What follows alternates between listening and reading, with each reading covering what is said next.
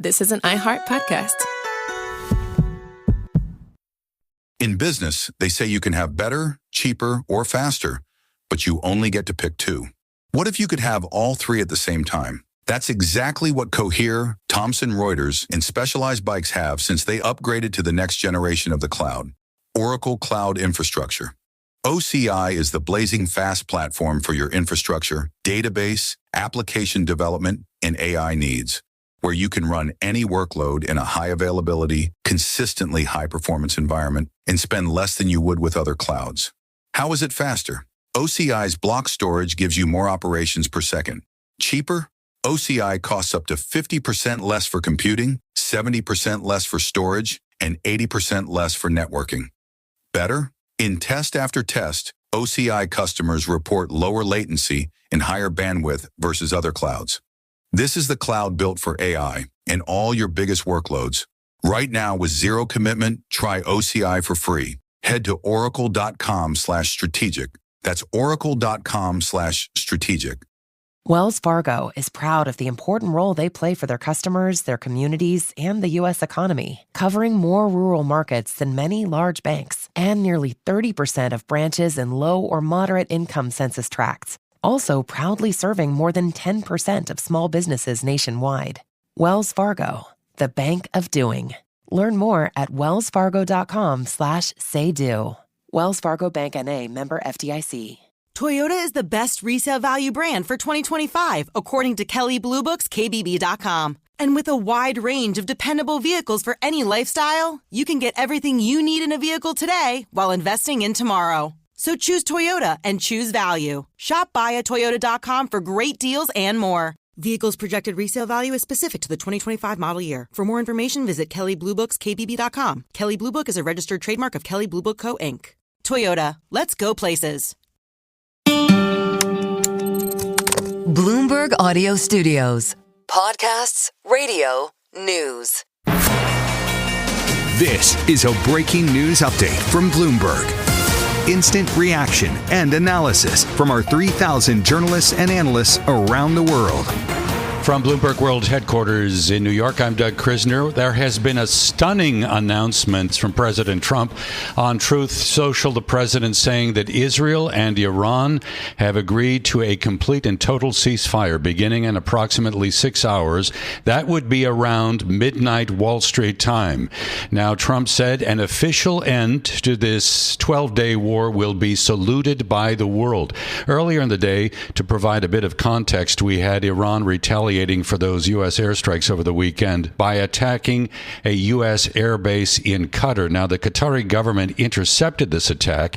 There were no casualties. That may have helped to diffuse a lot of concern about an immediate disruption of oil from the Middle East. Now, in New York trading, we had crude oil falling pretty dramatically. We were down more than 7%, and those declines are accelerating here in the electronic session, with WTI down 4% now at 65.75. Let's get to Joe Mathieu. He's on the line from Washington, D.C. Joe is host of the Bloomberg Balance of Power radio and TV program.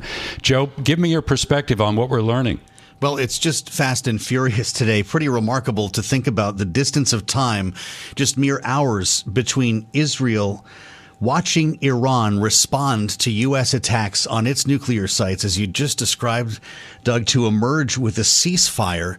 We were asking just a short time ago if the tit for tat between the U.S. and Iran was over. I guess we can answer that now and, in fact, put at least a bookend on what's been going on between Israel and Iran for the better part of 12 days. We need to learn a lot here. We're working on very few headlines. As you know, the president likes to announce things on social media, and there's typically a lot of other news behind the headline. He's on his way to the NATO summit tomorrow. As far as we know, he's still on track with that plan.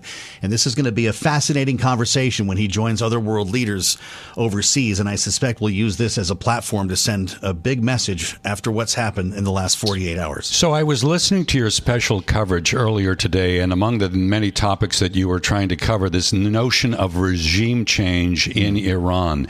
No indication that that's a factor at all in this, right? Well, if you ask the White House, no, save for a stray, once again, social media post by the president in which he seemed to embrace this idea for a moment, saying, why is this considered politically correct to bump up against the idea of regime change? But all of his lieutenants, every Republican lawmaker on Capitol Hill has gone out of their way to say that that's not what this is about, that we're only at war with the nuclear program, not with the country or the people of Iran. And that's a message as well, Doug, to the MAGA constituents who were very opposed to this idea of striking Iran. The president trying to keep this into an isolated strike to the benefit of our national security. If the MAGA base follows it that way, this will be seen politically as a win for him as well. To what extent do you think there were conversations between Israel and the U.S. trying to put or set the table for something like this before the attacks occurred over the weekend? To set the table for a ceasefire, you mean, or the U.S. strikes themselves? Yeah, I think a little bit of both, don't you think? Look, yes, and they've been talking a lot, and we do have a lot of reporting on that. I'd bring you back to April when Benjamin Netanyahu met with President Trump, who reportedly waved off on the idea of an Israeli invasion or series of strikes at that point. But clearly that was the beginning of a conversation. And whether there was some sort of collusion when it came to the deception of Israel launching its first attacks might take some time to unfold in a story that will be told. But indeed, the president's been in touch with Benjamin Netanyahu repeatedly here. Our advisors on both sides have been. And as we understand more about the way this unfolded with the decoys, for instance, and the way that they used media together, this was clearly something that they were talking about. And the United States showed up on Israel's behalf to try to close the deal on this attacking or elimination of Iran's nuclear sites. The president says it's obliterated. Doug, it's difficult to know if we'll ever have the evidence to prove that for a fact. Joe, stand by because I'm going to bring in Jonathan Panikoff. He is the director of the Scowcroft Middle East Security Initiative at the Atlantic Council's Middle East program. Jonathan, thank you for making time to chat with us. Kind of a remarkable series of events today that has unfolded, and now this idea we are being told by President Trump that Israel and Iran have agreed to a complete and total ceasefire. Give me your reaction. Well, good evening. Thanks for having me. Look, I think if it ends up being accurate, then it's obviously going to be a huge deal because in the end, President Trump stuck to the narrow window that he had discussed originally. The discussion of regime change in that one tweet seems to go out the window, perhaps to the Israelis' dismay. But Iran's reaction today demonstrated that they wanted de-escalation. It was very intentional about how they retaliated on Al-Udeid, the fact that they warned ahead of time. And so I think this is an indication that Iran was willing to have an off-ramp. They wanted one. And I think what's going to be a real question is, did the U.S. then pressure Israel to make this deal, to end the hostilities, or did Israel decide on its own? And my guess is it may be a little bit of both, frankly. Israel was running out of targets. Trump probably pushed them, but we're going to find out in the coming hours and days. Jonathan, it's great to have you with us as we consider the way this all unfolded over the past couple of days. There was a time when Iran was considered a global military power. What do we call it now? A certainly diminished one. Look, Iran had three major parts of its defense triad and its power projections in the region. One was its proxy network, which has been incredibly diminished. Hezbollah, Hamas, even the Houthis have been relatively quiet, probably having run out or running low on ballistic missiles. The second part was its ballistic missile program, which they probably have the ballistic missiles still in storage, quite a few of them, but it's the launchers that the Israelis very smartly went after and the actual production assembly that the Israelis went after, and so it set back the ballistic missile program and, of course, the nuclear program. And I think we're still waiting to see what the actual the impact on the nuclear program is going to be. At the end of the day, look, if it's true that a lot of the highly enriched uranium was moved out of Fordo, and the Iranians have secret sites, as they very well may, then we could still be faced with a challenge of a nuclear Iran. But even in that case, the weaponization part of this has almost certainly been set back as the major sites have been destroyed. And so if nothing else, Maybe things haven't been completely obliterated and ended in the nuclear program, but it's certainly been significantly set back, that it's not going to serve as the same existential threat to Israel today as it did even a week and a half ago. We're speaking with Jonathan Panikoff from the Atlantic Council's Middle East program, helping us understand the headlines of the hour. President Trump announcing that Israel and Iran have agreed to a ceasefire in their conflict that will begin at around midnight U.S. time this evening. Jonathan, earlier in the day, we obviously had the retaliation by Iran for those U.S. airstrikes over the weekend, the attack on the U.S. airbase in Qatar. Now, from what we know, Qatar was actively involved in trying to play a diplomatic role, and our Jumana Bersechi in Dubai was saying that the Qatari government was pretty angry at the Iranian regime today for this strike. Can you give me a sense of the role that Qatar may have played in bringing about this development? Well, I'm certainly not surprised the Qataris were angry. Look, this is a violation of their sovereign territory is what they're going to say. But I also think they probably were not completely surprised by it. Al Udeid in Qatar is the biggest U.S. base that the U.S. has. Look, Qatar has tried to play an intermediary and a negotiator and a peacemaking role on a host of conflicts. Obviously, most prominently, we know about it from Gaza, but they've also been heavily involved in the Democratic Republic of the Congo. They've been heavily involved in parts in East Africa. So I think it fits with Qatar's default efforts to be a peacemaker.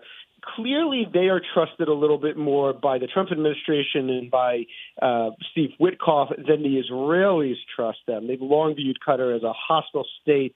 I think we'll find out how much of a role they ultimately played, but I don't think it should be a surprise to anybody to see that Qatar was trying to at least serve as an intermediary, regardless of whether or not they were successful here. Jonathan, thank you so much for being with us and offering your perspective on the developments. President Trump, a short while ago, announcing that Israel and Iran have agreed to a tentative ceasefire. Jonathan Panikoff from the Atlantic Council's Middle East program. Let's go back to Joe Mathieu in Washington. He is host of Bloomberg's Balance of Power. He has been tracking developments on this story, I guess, the weekend through all day today, and now we are at this moment. Crude oil prices, Joe, are just collapsing even further. We saw WTI down quite a bit today in New York. I think collectively a sigh of relief in markets, given the degree of tension that there has been. It's been palpable. That's right. President Trump, by the way, just posted as you were speaking, trust in Trump. That's all it says with an American flag emoji. And that is the idea here that the White House is trying to reinforce. If you just had faith in the boss, you wouldn't have been nervous here in the markets to begin with. But there has been a narrative in the markets broadly for stocks and commodities that the great existential threat that's been hanging over our heads for decades has suddenly been eliminated. Now, that's before we were talking about a ceasefire. There were still missiles in the air, Doug, and stocks were going up today. Oil was going down. This is not the scenario that we ever envisioned at a time like this. But the idea that the nuclear threat has dissipated, save all the rest of it, and there could be further conflict in the Middle East, but that single item was a massive risk-off moment for investors in both spaces simultaneously. And I'm still struck by that moment today, sitting here in our bureau in Washington, knowing that missiles were on their way from Iran to U.S. installations, suddenly intercepted, and markets begin to rally without the president even speaking. I'm not sure we've seen something like that before. So what do you think this does for the president? We've talked about his approval rating being underwater recently, and I'm wondering whether or not this gives him a big boost.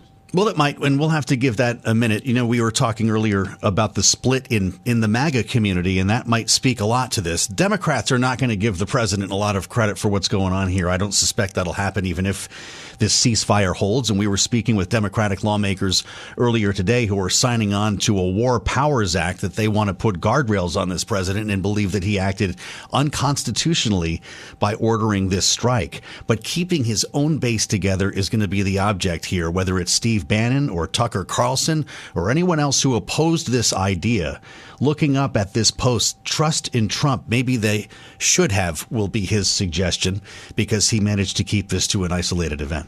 Iran's foreign minister was in Russia over the weekend. I think there may have been some conversations happening early on Monday. We know that Russia was pretty critical of the U.S. move on those nuclear sites. And at the same time, Beijing seemed to be very, very disapproving. We know the relationship on the oil side between Tehran and Beijing. The Chinese are very, very dependent on crude oil coming out of Iran. And I'm wondering how those two countries, Russia and China, may have put a little bit of pressure on the Iranian regime to try to come to a resolution. Well, that could be, and that's a great question to ask in a narrative that we're going to be following here or pursuing at Bloomberg. This could all take an interesting turn as well tomorrow when the president gets to the NATO summit, when, of course, Ukraine was supposed to be on the menu here. We didn't think we'd be talking about a ceasefire, never mind the U.S. striking Iran. But knowing, of course, that Russia is already deeply involved in its war against Ukraine, to watch this unfold in the Middle East, it's a very dangerous moment and a curious one as President Trump demands more spending from our European allies in NATO. And I suspect that he's going to speak to all of these. If there's a news conference where he's taking questions from reporters, we could advance all of these storylines with a single visit to that summit. Well, you mentioned the fact that the president is on his way to the Netherlands for the NATO summit. How do you think this development is going to change the conversation there? It's a great question. I suspect that he's going to be asked a lot about this instead of Ukraine. And if you're President Zelensky, that's probably not a winning formula for you this week. The fact of the matter is Vladimir Putin continues to bomb civilians, striking. We've seen horrifying videos of drones striking apartment buildings. And this is something that may not get the attention that it would have otherwise. The president's going to be there coming off of what he sees as a massive victory, though, and he's going to claim victory for European nations that increase spending to 5% of GDP. They're going to be lined up to get a handshake and a photo opportunity with him about that. Even though he doesn't have a lot of nice things to say about our European allies, he may this week. This whole summit was kind of orchestrated for him to celebrate the push for our NATO allies to spend more. He's going to have a lot more to talk about now when it comes to Iran, and he's going to project himself, Doug, as a peacemaker. When he goes to this military alliance and in a summit of world leaders, a peacemaker who is reportedly interested in winning the Nobel Peace Prize, which is something that Pakistan suggested might happen today. Joe, I'm going to let you go. You're going to probably have a meeting right after we wrap here to start producing tomorrow's radio program, radio and TV. It's the Balance of Power show. Co-host Joe Mathieu joining us from Washington, D.C., helping us understand headlines of the day. President Trump announcing a short while ago on Truth Social that Israel and Iran have agreed to a ceasefire in their conflict. It will begin at around midnight Wall Street time, which is in about 5.5 hours from now. Trump saying on Truth Social, the official end of this 12-day war will be saluted by the world.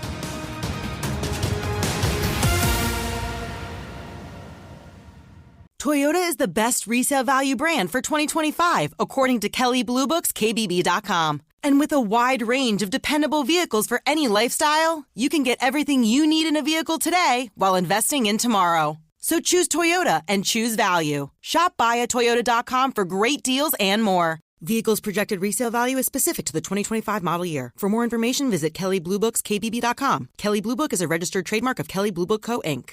Toyota, let's go places. Wells Fargo is proud of the important role they play for their customers, their communities, and the U.S. economy, covering more rural markets than many large banks and nearly 30% of branches in low or moderate income census tracts. Also proudly serving more than 10% of small businesses nationwide. Wells Fargo, the bank of doing. Learn more at wellsfargo.com/say-do. Wells Fargo Bank N.A., member FDIC. It's Megan. Are you ready for hashtag Megan Summer? Megan? Megan. Megan. Megan. Megan. Would you prefer that I give you a printout that you can read at your own pace? Megan? Yes, it's me. What a shock, etc. On June 27th. She is a smoking hot warrior princess. All right, meat sacks, let's get to work. Are you going to stand in my way? The bee is back. Do you think you learned your lesson the first time? Megan. Megan 2.0, only in theaters June 27th, rated PG-13. This is an iHeart podcast.